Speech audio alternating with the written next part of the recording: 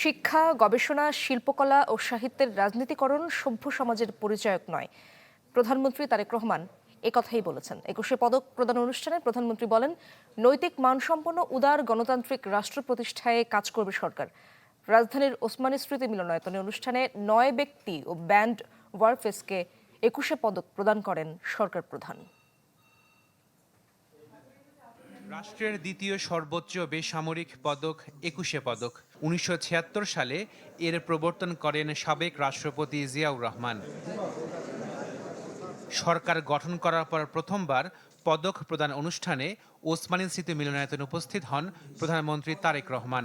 বিভিন্ন ক্ষেত্রে বিশেষ অবদানের জন্য এ বছর ৯ ব্যক্তি এবং ব্যান্ড ওয়ারফেইসকে ভূষিত করা হয় ২১শে পদকে।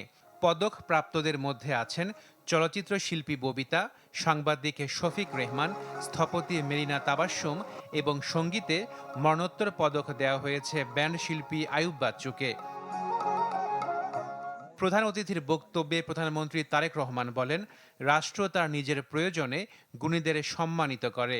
মন্তব্য করেন, শিক্ষা, গবেষণা, সাহিত্য চর্চায় রাজনীতিকরণ সভ্য সমাজের পরিচয় হতে পারে না। শিক্ষা, গবেষণা এবং শিল্প সাহিত্য চর্চাকে রাজনীতিকরণ করা কখনোই সভ্য সমাজের পরিচায়ক নয়।